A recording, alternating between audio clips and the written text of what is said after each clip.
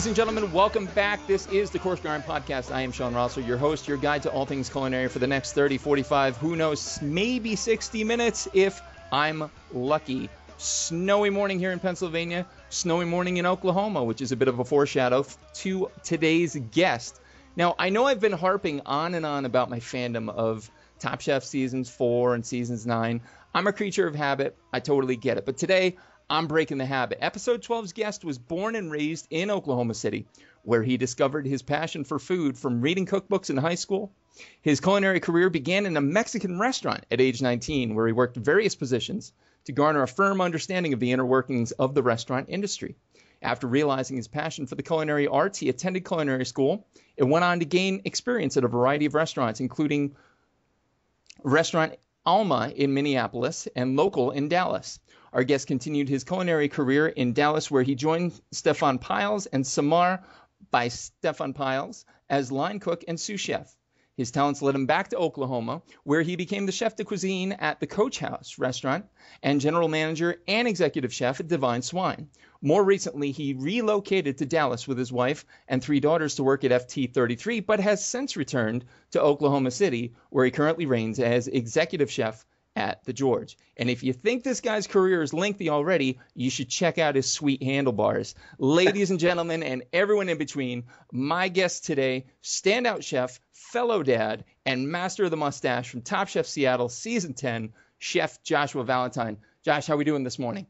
I'm doing really well. Thank you. That's quite the introduction. I'm not quite used to that. But thank you. Appreciate it. You absolutely should be. Between the mustache and the dad and the having a kid on the show, I mean, I have nothing but respect for where you're coming from. Appreciate that very much.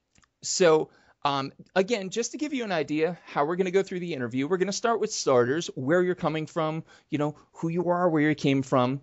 We're going to go into mains, where you're at, what it is you're doing today. And afters, they're a little bit more out of the box. They're a little bit more crazy. But as I tell everybody, no one's been injured or killed in those 6 questions, and I don't foresee that happening at all today. Perfect. So if you're good with it, I'm good with it. So I'm good with it. Let's roll. Right on, man. So tell me about where you grew up eating. I grew up eating basically just family cooking. I'm from not a small town, not a suburb of Oklahoma City, but it's Del City, Oklahoma is where I'm from. And so I grew up wrestling. You either played football or you wrestled at Del City.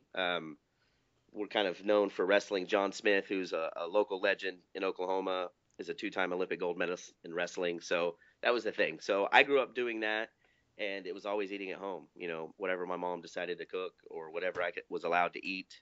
Yeah. Nothing fancy. My dad was actually the better cook of the two. My dad was always chicken fried steak, mashed potatoes. That breakfast was always my dad's deal. My mom was like this casserole queen, so it was always casseroles. I had 2 older brothers. We all ate like horses. I mean, you know, we did what we had to do. That's right. Yeah. My producer who's not with us today and I both grew up in a small town of Honesdale, and that's in Pennsylvania. Not that you know that, but football and wrestling were the 2 go-tos, and you could always tell who was in sports and who wasn't just based on the build alone. Oh yeah, absolutely. Yeah, most wrestlers are just short and stocky, and you know, we just walk around with an attitude the whole time because we just want to eat. We're trying to make weight, and all we want to do is just go to get a sandwich or something. All right, cool. So, I mean, wrestling and football, that was a thing for you in high school, but growing up from 0 to 18, like what kind of an eater would you say you were? You know, I really wasn't a picky eater growing up. Most of the stuff, you know, was like normal kid stuff. Like I didn't like vegetables and stuff when I was growing up as a kid, you know. But back then it was all about like canned vegetables and frozen vegetables. So to me, they just weren't very good. Now you can get really good, you know, fresh seasonal vegetables all year round practically. So, I was always, you know, out of my 2 older brothers and the family, I was always kind of the adventurous eater. I would pretty much just eat anything. I spent most of my life starving. So it's when I got the opportunity to eat, I was going to take full advantage of it. I was going to eat. Sure. Yeah, absolutely. And looking back to that childhood, you know, the upbringing, you mentioned, you know, your mom and dad, their specialties.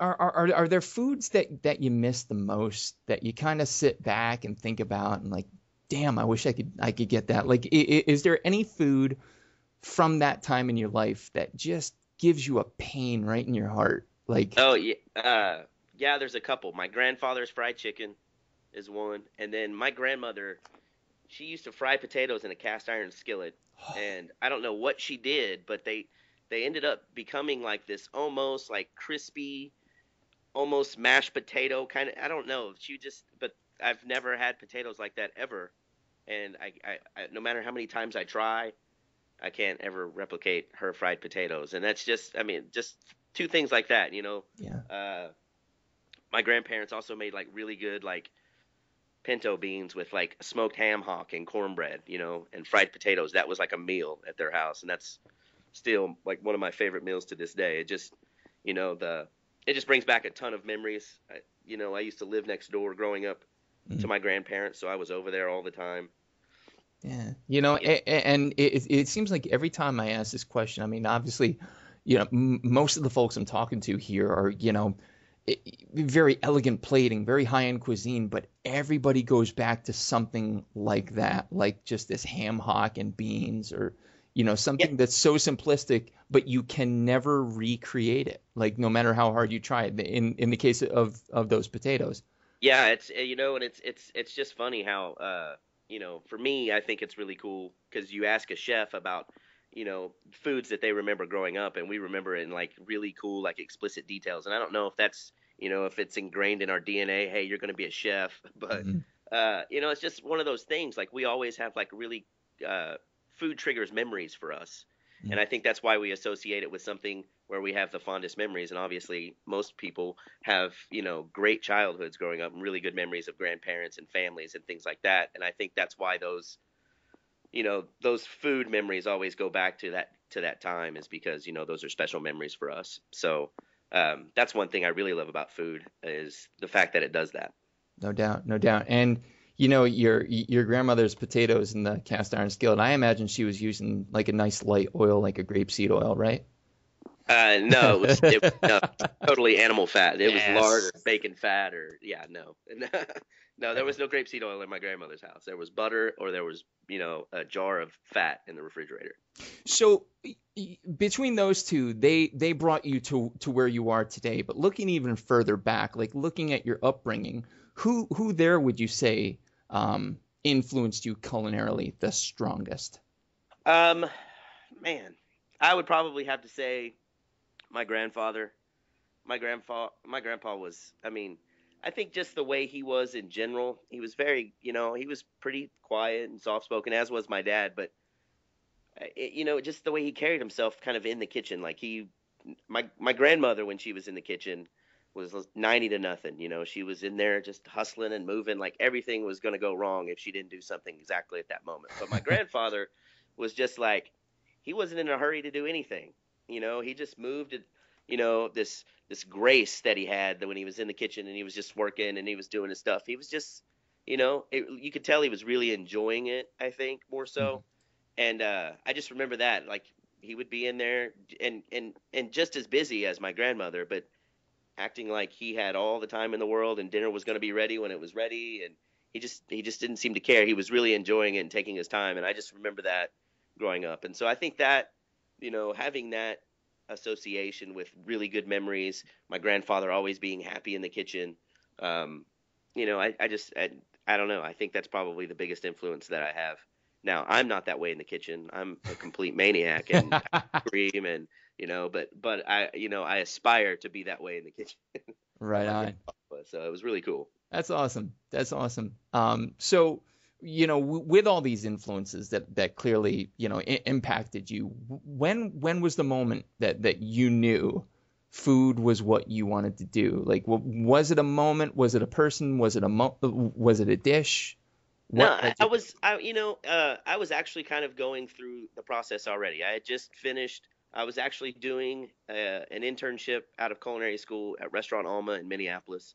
I went to culinary school in Minneapolis, so I know a little bit about like snow and the cold, because it gets pretty cold. It gets pretty cold up there Right on. compared to here. But and I just remember being in that restaurant, and one of the really cool things that I got out of that doing an internship there is at the end of every night, the end of every shift, they fed me.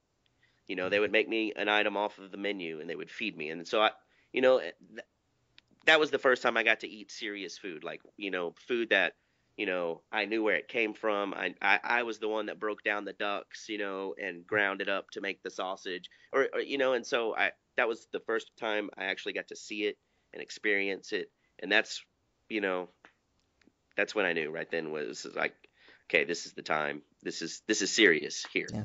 Like, this is what I want to do. No joke. I knew it could be more than just, that's where I realized it was more than just eating to, eat. Right on. It was a real thing. Yeah, eating not just for the sake of eating, and that's really the premise for this whole podcast, is showing, people that aren't necessarily clued into that at this point. It's more. There was one of the young guys on Top Chef last night, Adam Harvey, said as he was getting eliminated, he said, if I can do nothing else, I want to show people that it's more than just this thing that you do, that, it's that meaningful. And, that's the common tie that binds across all 12 episodes. Everybody is like, wow, this is so much more. And, that's exactly it. Eating is more than just eating. So it is, I really believe that. So. Absolutely. So moving forward, moving into the here and now, the here and now, man. Where do you currently draw your culinary inspiration from the most? Honestly, right now, as busy as I try and stay, it's hard. I'm going to say a lot of it is via Instagram and Facebook. I follow so many chefs, and that's, once you're a chef, I don't think people realize it becomes almost like an addiction. It just takes over your entire life, basically. Yeah. And so all you do is eat and think about food. So it's like when I'm on my phone looking at Facebook, I'm looking at, other chefs that I've worked with or friends of mine, looking at their restaurants, looking at their food, seeing what they're doing, and I do that for, that's what I do all the time. I pick up cookbooks all the time, and, and driving everybody in my family crazy. But that's just kind of what it is. So it's like, just about every, chef that's out there right now working is an inspiration to me. I love what we do, and I believe in what we do. And so it's like all of them out there that are working 100 hours a week like we work, and really are the only ones that understand anything that we're going through. Yeah. They're all an inspiration. Yeah. Yeah. Between Ramsey and Tony Bourdain, how they just brutalize it. They say, you're never home. You never have a day off. You're never going to make money for the first, 15, 20 years that you own. Like, that's brutal honesty. It's totally true. And I totally, that's the selfish reason behind this podcast, besides being an ultimate fanboy and getting to talk to you folks, is to gain that further understanding, because my wife and I find no greater pleasure than just slinging in a kitchen together back to back, just kind of like one word orders back and forth. But that's fun. But there's this whole other level, like you said, of 100 hours a week. And it's intense, especially, and that's the thing is, the higher end and the more, once you start getting into like the Michelin rated restaurants, it just gets more intense and, and harder. And, and it's, people think those expensive restaurants are making a killing on money, but then you got to think about all the staff and all the details. And it's a never ending battle for a chef because I think most all of us chefs want to be at that level, but at some point where you got to be like, well, you have to sacrifice so much to get to that level. You got to figure out for you personally as a chef where that balance is. Yeah. For me, as a parent, that's, yes, I would love to go all the way to that level and be, a 3-star Michelin chef, but what do you give up along that way?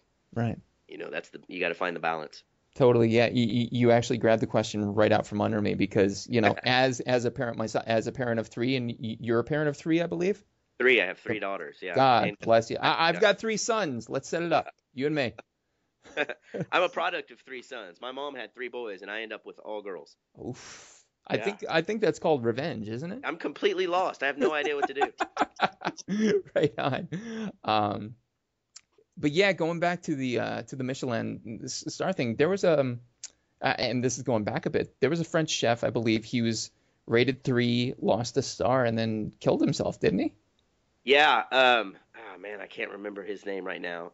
Actually, he didn't even lose the star. He was rumored that he was going to lose the star, Oh. and so that pressure, yeah, and he killed himself, and he didn't even Ouch. lose this. He didn't even lose the star. It was just a rumor that he was going to.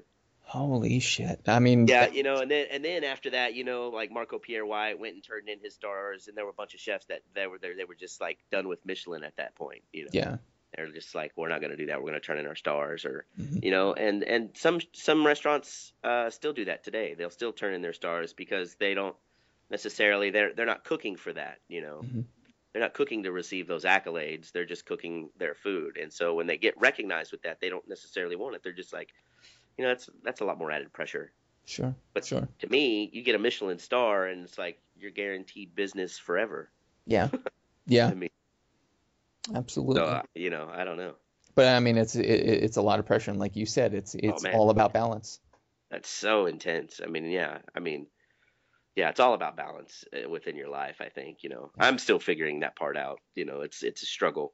Yeah. Uh, but yeah, it's definitely not easy to be in this industry, to be a chef, and to have a family and stuff. It's definitely challenging. There are some, especially at the holidays. This is our busiest time of year, and this is when you're expected to be with family, but we're working. Yeah. you know. Yeah. Wow. So yeah. Um, so over this career that you've established, and you've clearly established yourself. You've busted your ass to do so. You're at a good place, family, career, trying to find that balance. But looking at the career more so, hmm what would you say over those years from point A to now has been Josh Valentine's greatest creation? Like, what has been my greatest creation? Yeah, like Uh, dish wise, was there one thing that you put your stamp on, you walked away and said, "That's me. That's it." no, really not. I don't have like a dish. Mhm. For me, usually for me, once I make a dish and it's done, I forget about it. Like I don't even menus and things like that. If they're not written down somewhere, I've forgotten about it. Right on. You know, and it's just that's just kind of the way that I am. It's like I'll spend this time creating a dish and coming up with a dish, and then as soon as it's completed and I've run it through service or I've it's been on the menu for a couple of weeks, after that it's gone. I won't remember it. Right on. And so, you know, yeah, I don't. For me, it's just moments. Like I remember, really crazy busy services that we just, kind of aced through. And to me, those are moments that I remember. Not so much about a dish and about the food because I always try to make good food. Mhm. Um, but it's just, I just remember moments of service to where like, okay, I feel like I'm where I need to be or that kind of situation. So. You're at the top of the mountain, putting the flag in the peak, saying, "We did it. Yeah, We're through." yeah. No, I'm king of the hill right now. Right on. Right on. Yeah. Now, on the other side of that question, then, is there anything that you ever made throughout your career that you look at and you go, "Oh God"? Like I look at old school pictures and my fourth grade picture, I'm admitting this, people are going to hear this, I don't give a shit. My fourth grade picture, I wore my headgear for because I was proud that I wore it so much. God Nice. damn if I don't look back on that and go, what were you thinking? And my dad, of Oh. course, gives me a smirk like, oh, you wanted to. Idiot. So, but culinarily now, I mean, is there anything you look back at and go, oh, what was I thinking? Yeah, I mean, obviously, I guess that's the thing about food too is 10 years ago, food was not near as good as it is now. Sure. And we didn't, we did, I don't know, we just didn't. It's evolved so much. But yeah, I mean, I remember when, right when back then it was called molecular cuisine was coming in and I wanted to play around with it because nobody was doing that here in Oklahoma. I mean, and so, Yeah, I made this like garlic custard with like escargot and stuff, and shallot glass and the whole Oh, 9 yards. And I mean, the dish tasted good, and it was. But I just go back and I look at pictures, and I was like, "What in the fuck? What seriously? I did that, Because to me, that's before you develop like your own style, yeah. and so I look back at it now, and that's not really my style at all. And I'm just like, wow, I can't believe, But you learn things, you learn techniques, and you learn, why you appreciate certain elements, and it's just you're always growing in this business, and so yeah. But you look back at the food that we were doing, 10 and 15 years ago, and the way it was plated, and you're just like, Jesus Christ, everybody was doing that. Yeah, And you're just yeah, like, that's terrible. Why were we doing that? yeah. But in your defense and everybody that went along with it, I mean, Wiley Dufresne made a great case for it. He really made it look cool, and of course, everyone's gonna take a run at it. But it's like the. Actually, we're doing an 80s New Year's Eve party, and Nice. I'm calling my mom today to see if she's still got my, what the fuck were they called? Parachute pants. Yes. You those things? Like, Yes. listen, they sounded like a great idea at the time. But Jesus, when you look back, you're like, oh, no, that's not me at all. I had at least like 10 pairs of those things, man. Well, and as a wrestler, I'm sure you did. Oh yeah. Oh Definitely. yeah. Right So on. yeah, I mean it's yeah, that's The, kind of neat. But the one thing about Wiley though is yeah, Wiley does that crazy food, but Wiley can cook. yeah, That's the yeah. difference. Some people try to skate by on the gimmick of that stuff and not really have, you know, the chops to cook. Wiley can still cook. Yeah. That guy's a stud. Yeah. Yeah. So He's amazing. And they're getting ready for the last couple services. They're at WD-50, aren't they? yeah, I know That's a shame. that is. But I mean, he's got older, and he's gonna hit. It's Wiley Dufresne. He'll be fine. Yeah, of course. Of course he will be. I mean, it's Wiley Dufresne. I don't know. He'll be fine. Yeah, he'll be all right. He'll land on his feet. He's I probably think he'll manage somewhere. Yeah. So actually, on the heels of the molecular gastronomy concept, what do you see in the industry? And you don't necessarily have to embrace it, but like looking at the industry as this big open plains, is there something that you see coming as the next big thing in food? I think, kind of the trend that I see going on right now. I mean, a lot of, obviously the Nordic influences are playing a big part in the way that people are doing food now. But I really like, how people are just kind of embracing their region and where they're from. Especially like around kind of, in the South and in my area and stuff like that. It's all becoming about where you're from, like the food from where you're from, and how to elevate the food that everybody around it just becomes more relevant. What better place to have a successful market for me than to elevate what everybody in Oklahoma grew up eating. So I don't know. I like the way that everything's kind of becoming more local and more about their region and where they're at and what they can do for their area and their community. Because to me, that's where it'll all start. I think, Oklahoma to me right now, Oklahoma City especially, is kind of coming into a resurgence. Like we're a growing city, and we're growing faster than we can handle it. But that's great for the city. So if I that's bringing in a lot. We're bringing in a lot of people from outside of Oklahoma City, and this gives me a chance to showcase what Oklahoma City and Oklahoma is about, which is kind of neat. Yeah. But it also pertains to everybody that grew up with me and knows me and is from Oklahoma, and they can come eat the food, and they'll be like, it's completely relevant to them as well. So Yeah. it's just, I don't know. I really like what everybody's doing around the country as far as just being like super proud of where they're from and what they're doing with what they can get from where they're from. I don't know. I just really like that aspect of the regionality of it all. Yeah, for sure. Do you think the farm to table movement is pushing that forward? I think that's what started it, that slow food farm to table, I think that's kind of, but now, everybody's using, those words, farm to table, Yeah. artisan, and then it becomes gimmicky at that point to where it's not even actually farm to table. It's from some big ranch farm to it. I don't know. But, obviously supporting local farmers and ranchers and things like that is where, I think if you ask any chef, that's what they want to do. I mean, those are the guys that care about what they're doing versus the guys that are making, growing, 35 acres of tomatoes to send to McDonald's or whatever. Right on. It's for me, I've especially like in trade labors in things like that, I've always been, a supporter because they put passion into something that they do just like I do. Sure. A farmer loves to grow vegetables and raise chickens or whatever just as much as I like to cook them. Yeah. So I try to match up with those people. Find a farmer that cares about his tomatoes as much as I care about his tomatoes, then we're gonna have a great relationship. Yeah. Uh, And I think chefs are doing that more, which I think is great. yeah, for sure. And I mean that helps out the local, economy coming again from a small town here Completely full circle, yeah. in Bloomsburg. There's going to be a farm to table restaurant opening, and all the local farms, they're going to have that as a venue. So I think it's just, regional more than those other catchphrases. Yeah. I think is significant. Which then leads me into the next question. I think you kind of already answered it with the catchphrases. What trend or popular idea do you see in the industry that you're ready to just see it die, like go away? Um, I mean, And, as much as I'm a fan of it, I'm tired of seeing like fried eggs on everything. yes. I mean, I'm a fan of it because I do it. Like I love eggs. I eat eggs. I eat eggs and bacon every day.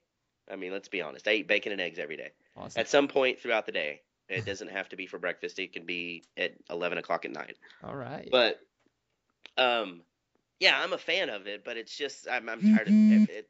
They just everything gets covered up with eggs. We I don't know what to do with this. Let's top it off with a fried egg. It'll everybody loves it. Mm, So I don't know. I'm tired of seeing that. I'm tired of as hard as this is for me to say. I'm tired of seeing bacon on everything. yeah. Everybody. I like bacon. Yes, it's the best vegetable in the world. I mean, it's delicious. But we don't have to put it on everything to make everything taste like bacon. Right. Right. So some things like that. I think. As far as trends, I think they come and go. I mean, I think it helps develop styles. And people kind of come away with those individual styles, and some people, you know, food is just becoming such a blend of techniques and styles. It's really, for me, it's really hard to pinpoint actually what it is, as far as the style of it. Yeah. But I'm all for the advancement of it. I mean, pretty soon we probably won't even be eating anymore. We'll just be swallowing pills that, you know, Oh. that hey, this pill tastes like bacon. Hey, all the taste, none of the calories, none of the fat. Yeah, exactly. Uh, don't say that. That makes And me somehow nervous. it'll be deemed healthy for us. I don't know. Right. Until they do the next study that deems it unhealthy. And Yeah, then, exactly. we'll go back to eating, potatoes in a cast iron skillet cooked in lard, which I'm good with, honestly. Exactly. Yeah, I would much rather eat that. Yeah. Right on. So, career-wise for Josh Valentine, I mean, obviously you're digging where you're at. I've seen a couple pictures. You're clearly like happy in what you're doing. Beyond that, what's next for you? Is there anything in the works? Are you happy where you're at? What's I mean, your there's always things in the works.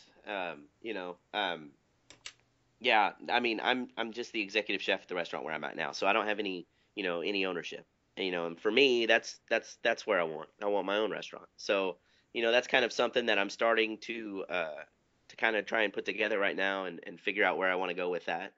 But yeah, I mean, I can't ever settle, and that's one it's for me career wise. My work ethic is a lot like it was when I was wrestling, and I attribute a lot of my work ethic to growing up wrestling and being, super motivated and really just trying to push myself all the time. And being an executive chef is very difficult. And it's really hard, but being an executive chef and an owner is more difficult and more challenging. So Sure. I want to have that challenge next, Right. and that's for me, that's where I'm at. And it's kind of what I'm working on and trying to get in the mix and, come up with ideas and a sound concept. And, it's a process. So, but it'll probably be, a year or two from now, and there may be another Josh Valentine restaurant floating around Oklahoma City, hopefully. And you can bet your ass I'll certainly be there. Fantastic. And that answer speaks so much to your answer to the greatest creation. You know, you didn't look at a dish as a creation. You looked at the service, at the work. And so, I mean, as far as working chefs go, you're definitely up there, man. Your work ethic is Teflon. I appreciate it. Yeah, Yeah, absolutely. yeah. I mean, that's just, my dad was like the hardest. My dad worked, for an oil company, and did it for, as long as I can remember. And I remember the guy probably missed 5 days of work between the time I was born to the time I was 25. I mean, he was just at work every day. And that's just that. I mean, that was the mindset that I grew up in. I wrestled every day. I practiced every day. We sick or whatever, it didn't matter. That's just what you did. You were there. Yep. And so I just carried over into my, adult career, which, in this industry pays dividends, because if you have that kind of stamina and that kind of drive, the only thing you can do is get better. And and so that's for me. I'm not one of those flashy geniuses that, comes right out of the gate and is a phenomenon, but, I'll put in my 25 or 30 years and then become relevant at that point. I don't care. Yeah. Yeah, for sure, man. That's phenomenal. You know, my wife and I were just talking about that. Obviously, it's snowing here. It's probably snowing in Oklahoma right now. And No, not at all. It's really, supposed to be like 60 degrees today, I think. all right. Well, I'll hate on you in a little bit here, but Right, you know, right when on. it comes to like snow and stuff like that, now they cancel school at the slightest Oh sign of yeah, snow, and it's like, what are we teaching the kids? Like, if you have a sniffle, you don't go to work. My dad was the same way. My wife's dad was the same way. It's like, get up. My mom always told me, if you can get your head off your pillow, you can get your ass to work, exactly. and it's absolutely true. So obviously that work ethic only solidifies what I'm sure is amazing cuisine. Appreciate it. So moving on into the oddballs, the afters. These are going to be a little bit more of the um, on the fringe type of questions, a little bit different, not necessarily dealing with Josh Valentine where he was and where he is. It's going to be where he could be, Okay. fictitious, if you will. So Sure. I'm standing in your kitchen, professionally or at home, whatever. Okay. What music do I hear? If I'm prepping and cooking, it's heavy metal. Nice. Yeah, Any heavy metal in particular? I mean, it ranges, Pantera, Five Finger Nice. Death Punch, Yes. Volbeat, Avenged Sevenfold, it just kind of all over. But yeah, just something very fast and very hard. Right on. So that's if you're prepping or cooking. How Yeah, about just at home, just it kind of it depends on my mood. I'm all over the board when it comes to music. Sometimes it'll be old school country like Willie Nelson, Merle Haggard, Johnny Cash, Charlie Price. I mean, it can be, I have daughters, so sometimes there will be Taylor Swift popping around throughout the house, or oh, Selena Gomez and that oh. rap music. Yeah. So, but I know it and it sticks in my it's terrible music, by the way. It is. It's really awful music. But yeah, I mean it just depends, if the kids are at the house playing, I've got that crap going on. I can't Yeah. obviously listen to my death metal while Right, right. while You the don't want to kids are go playing. poisoning the pond that early. Yeah. So, I mean, yeah, I'm all over the board when it comes to music. Sometimes I really like old school gangster rap. It Yes. just kind of depends. I'm all over the place. Right on. Right on. How's and I kind of know this from the show, but then again, the show can do some creative editing and make people seem, higher or lower in Oh yeah. intensity. How's your mouth in the kitchen using the movie rating scale? Filthy. I mean, it's terrible. Yeah, and I don't, and sometimes it can get me into trouble because I don't know if I just black out or if this shit just rolls out of my mouth and I have no idea what I say. Because sometimes I'll have cooks come up to me after service and was like, okay, so when you were like yelling at me, do you know what you said? And I was like, no. And they'll be like, and they'll tell me, and I was like, I didn't say that. And everybody else is like, oh yeah, you totally said that. And I was like, really, dude, I wasn't. But I warn all my cooks before I hire them that hey, I'm probably going to yell at you and I cuss. Uh-huh. And if you're easily offended, this isn't going to be a very good kitchen for you to work in, Right on. you know. And so they all kind of, you know, they all know that they're going to be able to take a beating, Yeah, yeah, for verbally, sure. anyways. And it's not like I'm calling them like idiots or they're stupid. Right. I call their mistakes idiotic and stupid, Yeah. and you know, and but yeah, I cuss. Good.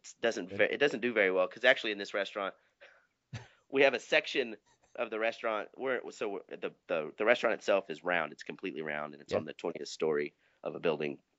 But there's a section of the restaurant that sees into the kitchen. It's Uh-huh. glassed, but so you can't necessarily hear me, but you can see me just like lighting into these cooks, and I don't know it, you know, because I'm just in the moment, you know. Right. Right. You just put up a plate of shit in front of me, you're gonna have to get in trouble for that. I don't care who sees. But then I look over and these people's faces watching me, they're just in shock. They're like, "Oh my god!" I'm just like, "Oh hell!" And then I just wave and smile, and I'm like, Sorry, didn't mean it. Just playing.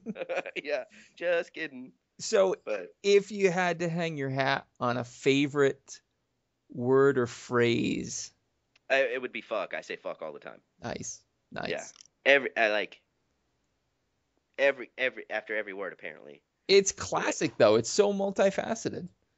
yeah, I mean it just I don't know. Now at this point it just rolls off the tongue. Yeah, yeah.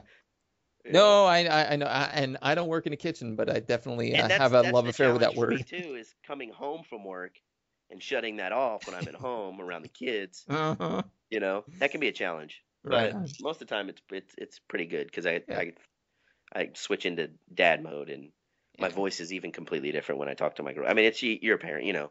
Absolutely, dude. Listen, we have a soon-to-be 2-year-old, and Yeah. I forgot someone was behind me the other day, and I got into this voice, and I'm like, oh shit.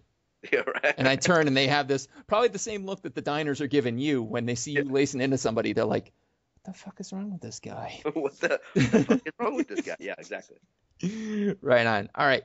Changing gears completely. You're going to be stranded on a deserted island. Totally fictitious. I know. Go with it. You're All only right. allowed to take 3 foods or food items with you. What would they Okay. be and why? Bourbon. Obviously I would take a can I take a whole pig? You can take a whole pig. You can take a regenerating pig that magically, you know. So, pig. Pig, bourbon, and salt. I could live forever. Because I think I could rename the podcast Pig Salt Bourbon. Like that. That's yeah, beautiful. yeah. Yeah, those are the things that I have to survive. Any particular kind of bourbon that you take with you? Blanton's is my favorite. Blanton's. Yeah. Any particular kind of hog? Uh, Man, that's a tough one. I really like red wattles. They're good. They're a good hog. They got a good balance between fat and meat. Nice. Nice. And then salt. Yeah, I mean you can't. I don't think you can get I more mean, Oklahoma wrestler than pig salt and bourbon. big salt and bourbon. I mean, that's it. That's awesome. That's awesome. Hey, what is if there is one? I always preface it with that because you know some people have moved past such a thing. But is there still a food or a dish that like intimidates you? Like to make it, your palms get a little sweaty, heart rate picks up a little bit. No, I mean, not necessarily like a food or a dish. Mhm. You know, uh, it's always about technique. So, you know, when you get into like some of the super classic, you know, some of the French stuff, the techniques that you don't do every day, those kind of things. Um, but not really. I mean, for Mhm. me, I'm pretty. I like to think that I'm a pretty technical driven chef. So I just no, I don't really get nervous about food. Somehow, though, I can tell you this: like anytime you're making like a butter sauce, like if you're making a beurre blanc or whatever, Mm-hmm. and if you're doing it the right way, that if you have any trepidations or if you're worried about it breaking, it's gonna break. It's gonna break. It knows. It really does. It knows if you're a little bit nervous about it, or if you're just like it might be a little too hot in this kitchen or something. The beurre blanc knows, and it will break. it senses your You have to fear. go into it. You have to go into making that sauce like you are my bitch. When it's coming together, you will work, and Right. then you're good. But if you go in there and go, man, it's really hot in this kitchen today. I don't know if my beurre blanc's gonna stay. It's gonna break every time. Absolutely. Yeah, Yeah. you don't seem like confidence is too much of an issue for you though. So I think a Burt Uh, Blanc runs for me, scared. yeah, it's I just spent a lot of years in the kitchen, so it's like that to me that's where I feel most comfortable. Just like when I was wrestling back in the day, I didn't. As soon as was on a wrestling mat, that was home. That's where you're Sure. comfortable. You spend so much time somewhere like that. I mean, I spend more time at work than I do at home, Yeah. and so that usually ends up being home. Now, Yeah. I would. It's getting to a point to where it's switching the other way around, which is nice, to where you start getting to spend more and more time at home. But you know, uh, yeah, it's just. I mean, that's home. Kitchen's home. Cool. Right on. Speaking of home and things more personal, have you read any of Melanie Denea's books, The Last Supper? I haven't actually. So there's actually two volumes of it, and they're a collection of 50 extremely notable chefs. Like in the first volume, Nobu's in it. Yeah. I think Morimoto, Bourdain. So they're in it, and they're asked, and it's actually kind of where I got the inspiration for this from. Melanie Denea has this rote list of questions that she asks every chef, and I kind of do the same with this. But in her book, each chef is asked about, it's your last meal on earth. What are the Hmm. details? And so, Chef Josh, Yeah. what would be your last supper? Who would be there? What would be served? What would you drink? What would the music be? Not Oh Taylor wow. Swift, obviously. Yeah. No Taylor Swift. Um. Man, my family would be there. I mean, just family and friends, because that's, you know, for me, no famous people. Mm. Um, it would be, my great grandmother's chicken and dumplings, uh, my grandmother's fried potatoes, pinto beans, grandpa's fried chicken, cornbread. Uh, my grandmother and I used to make chocolate no bake cookies. To this day, I still love those. Yeah. Um, but I don't ever let them set up. Like I eat them while they're still kind of warm and soft. Nice. I'll just eat the entire tray while it's that way, and then I'm good. Uh, um, and my, it's like at Thanksgiving, my dad's side of the family, a bunch of brothers and sisters, so I have lots of aunts and uncles and cousins and things like that. Mhm. And so when we get together, it's just this huge food. Like we have two tables that are just full of like desserts and pies, That's you awesome. know.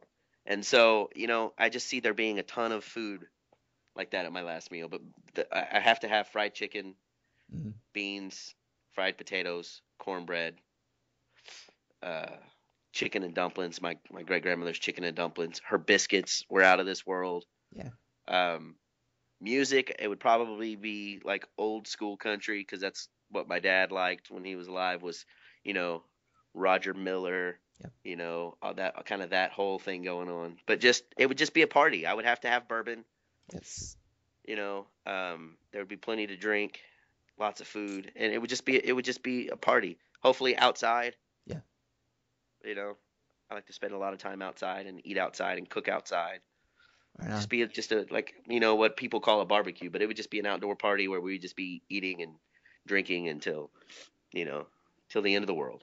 Yeah, man. That's a hell of a picture you paint. That's awesome. That's just the way it should be. And that's what I like to do. Like when I'm not at the restaurant working, Yeah. I want to be cooking still. I still want to be hanging out with my friends and doing the same thing that I do every day, but it's just a different environment, and I love doing that. That's my favorite thing. It's such a commonality about the people who have made food an art form like you have and chose to, make it their profession that, cool. At the end of the day, I still want to do this because that's how much I love it.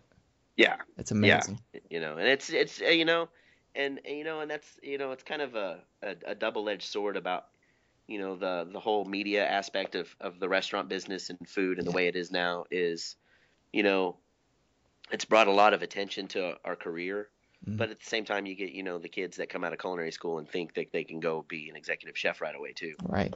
And so, it doesn't, it hinders and helps. Like, I love the attention now, as far as like people caring about what they're eating and seeking out better restaurants and willing to pay a little bit extra for something that doesn't come out of a bag, but somebody spent their entire day preparing it instead. Yeah. I like that. I like the fact that people are caring more now. So, and, podcasts like this and, just the media aspect of it, I really appreciate. So thank you guys for that. Yeah, man. Podcasts like this, you heard it here.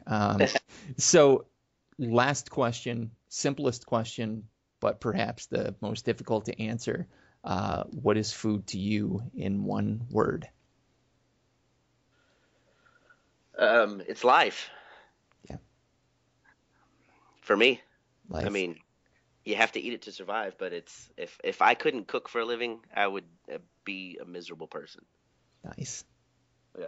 Man, you can't, I don't think you can illustrate the love of the craft of the art any more than that answer. Yeah. Just plain, just very simple, but beautiful in its simplicity. So that's kind of me in a nutshell. right on. Help them in a nutshell. Blatant Austin Powers reference. So with that, Chef Josh, my friend, that brings us to the end of our time together. Appreciate it, man. Yeah, man, absolutely. Any plugs I can drop for you? No, I'm not big on that. Okay. No, you're good. Awesome. Well, again, I cannot, with a million days, thank you enough for taking the time to be here with me this morning. Again, thank you. You bet. Have a good. Hey, stay warm. Oh, I'm gonna try. I'm gonna try my hardest. Ladies and gentlemen, this has been episode number 12 of the Coarse Grind podcast. My guest today has been Chef Josh Valentine. He is the executive chef at the George Prime Steakhouse in Oklahoma. 405-242-4761. He's also at Chef Porkbelly on Twitter. My producer, who could not join us today, we miss him dearly, Johnny Robinson. He is the host and producer of the Pleasure Saucer podcast as well. I am Sean Rossler, your host, your guide. Episode 13 coming sooner than later. Stay tuned, and we'll talk to you soon.